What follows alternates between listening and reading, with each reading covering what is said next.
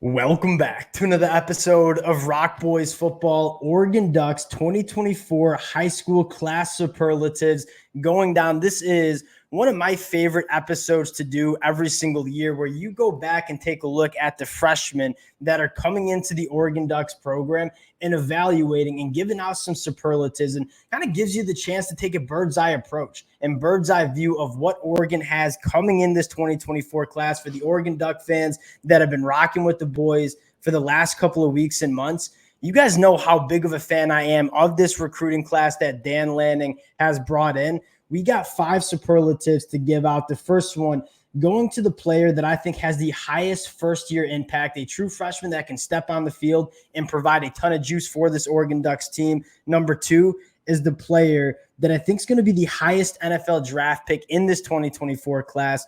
Number 3, going out to the player that I think is going to outplay their star ranking according to the recruiting services. Number 4, that class MVP, the one that you turn back 4 to 5 years, 3 to 4 years down the line, and you turn around and say, what player led to this Oregon Ducks team winning a lot of football games over the last couple of years?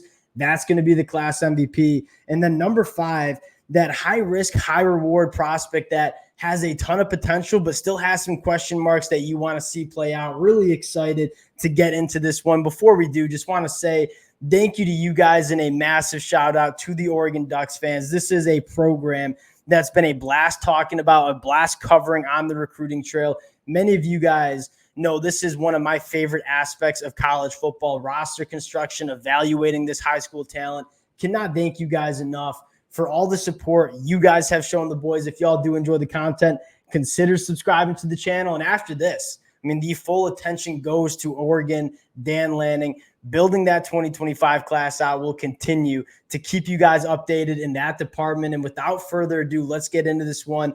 In the first superlative for the Oregon Ducks, going to the player that I think has the highest first-year impact, and that's going to go to Jericho Johnson on that defensive line. A player that, when you're looking at guys that can come in year one and make a massive impact, you're looking at 2 things. One is the player physically ready to step on a college football field and hold their own and dominate. And that's rare to see on the defensive line. I think Jericho Johnson, going 6'2.5", 360 pounds, certainly has that ability. But number 2, is there going to be opportunity? There's a lot of guys that are coming in as freshmen that just might not get the opportunity because of how loaded this Oregon Ducks roster is. I think on the inside of that defensive line, where you want to rotate a lot of those big bodies, it's hard to see Jericho Johnson not earning a lot of burn as a true freshman. And this one came down to Jericho Johnson and Aiden Breland, 2 guys that I think play a lot as first-year players. I went with Jericho Johnson because I think he's physically a little bit more developed. I think Aiden Breland probably has a little bit of a higher upside in terms of what he can do as an athlete, kind of just an absolute freak show, but might need some work in terms of that physical development in that 2024 year. A guy like Jericho Johnson, 6'2.5", 360 pounds. And I want to highlight that height because at 6'2.5", he's not necessarily the tallest, but he plays with low pads, can take on blocks. You talk about a space eater, a guy that might not necessarily stuff the stat sheet in terms of sacks and tackles for a loss, but a guy that's going to be a force on the inside, allowing other players around him to make a lot of plays. Give me Jericho Johnson as that freshman that comes in and makes a massive impact for this Oregon Ducks defense. The next superlative going out to the player that I think has the highest NFL draft pick in the next couple of years. And this is a guy that, for the Oregon Duck fans, if y'all been listening, you guys know I'm a massive fan of him. Going out to Ife Obadegu, coming from the state of Maryland. Now, this is a guy that on any team across the country, I would be taking as the first-year impact superlative. You look at this Oregon Ducks team in 2024, I don't know how much opportunity if he's going to get year one, right? You have Jabbar Muhammad coming in, Cam Alexander, Dante Manning, Jaleel Florence, Brandon Johnson. It's a loaded cornerback room. And so I don't know how much opportunity year one if he will get. I think he's certainly capable of playing year one. But you talk about 3 to 4 years down the line, NFL draft pick, I think the NFL is going to covet a guy like Ife Obadegu. You talk about the physical traits that you want to see in your cornerbacks. First one up, the length, the physicality at the line of scrimmage. If he loves to put his hands on wide receivers, he's an extremely smooth mover for his size. mean, you're making a cornerback in the lab. I mean, if Obadegwu's coming up in that lap, he has every single trait that you want. I think he's wired the right way in terms of how competitive he is on the football field. This is probably my favorite player in this Oregon class of 2024, and that's saying a lot because this is a loaded class. Give me Ife Obadegwu as a couple years down the line, being that top 10, top 15 NFL draft pick in this 2024 class.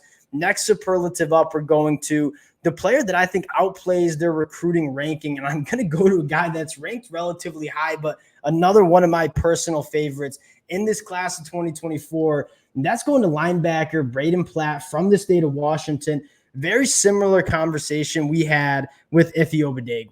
You want to build a linebacker in the lab to play the modern game of college football. That's Braden Platt, right? 6'2", 230 pounds. You take a look at the athletic profile, runs an 11-second 100-meter dash. That is faster than a lot of wide receivers that you see coming out of high school. He's 230 pounds. He's an extremely good discus and javelin thrower. This was a guy that played two ways at the high school level, phenomenal running back. But when you saw him play linebacker, what was most special is he took all those athletic traits that he has, the speed, the burst, the play strength, and then put it together with the instincts. And this is a guy that I think is going to be 100-plus tackle a season type of guy, year 2, year 3, year 4. And yeah, he's a top 200 national prospect. I think he should be a top 100 national prospect. He's one of my favorite linebackers in this 2024 class. Give me Braden Platt to outplay his ranking the next couple of years for this Oregon Ducks team. Next one we're talking about, and that is class MVP. And this one's a little bit of a cop-out, but have to talk about him, Elijah Rushing. And how I define, class MVP is looking back at this Oregon Ducks team 3 to 4 years down the road and say, what prospect from that 2024 class allowed the Oregon Ducks to win a lot of football games in 2024? And I think one of the most important positions you want to see Oregon develop is that edge rusher spot. You want to have that elite guy. You want to have that Kayvon Thibodeau kind of guy in terms of on the edge, just creating havoc, creating those negative plays that win you football games. And I think Elijah Rushing has all the potential in the world to be that kind of guy. You look at the two traits that you want to see as an edge rusher. One, the ability to win right through tackles, speed to power. That's what we call it, right? Elijah Rushing, with the length that he has, you turn on the high school film, he wants to use his length. He wants to put his hands on offensive tackles, drag him right into the backfield. Certainly can win with the heavy hands and the explosiveness and the speed to power going right through tackles. But I think what makes Elijah Rushing so special is the burst and the bend that he has as well. So if you're a tackle, you have to worry about Elijah Rushing going right through. You got a heavy set. And if you heavy set too much, he's going to win right around you with that burst and bend. He combines the power in his hands to go speed the power with that ability to run the arc, win with that burst bend. He's extremely flexible at 6'6", 250 pounds. I think he combines those two elite traits that you want in an edge rusher. He might need a year to kind of get that body right, but this is a guy that year 2, year 3, year 4, I think is going to be a double-digit sack kind of guy and going to be making some of those plays that, again, you look back and say, those were some of the plays that won Oregon Ducks some massive games in the next couple of years. Last guy I want to go to, and this is probably my favorite superlative to give out, and that is the player with the high upside, but also maybe might not work out. Guys that you have some questions about, and that goes to Luke Moga at the quarterback position, a guy that, I wouldn't be necessarily surprised if he doesn't end up playing quarterback for the Oregon Ducks. You look at the quarterback room, obviously Dylan Gabriel. Then after that, you have Dante Moore. You have Achilles Smith coming in the 2025 class.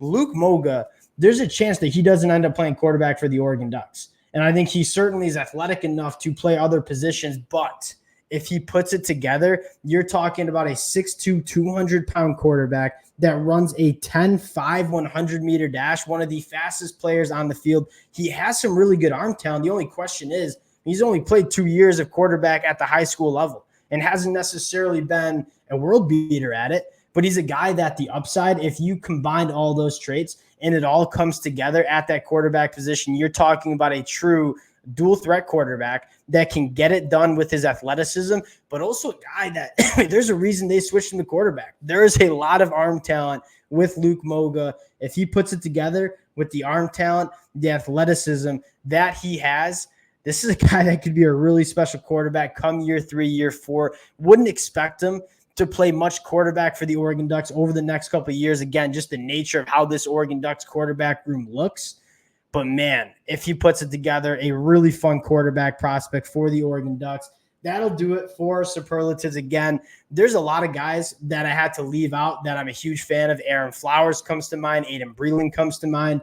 But this is a class that you guys know I'm a big fan of. Our attention now gets turned to Oregon and what they're doing in the 2025 class as spring practice rolls around. Appreciate you guys rocking with the boys. We'll continue to update y'all on the Oregon Ducks and what they're doing on the trail. If you guys do enjoy the content, consider subscribing to the channel, and we'll talk to y'all later.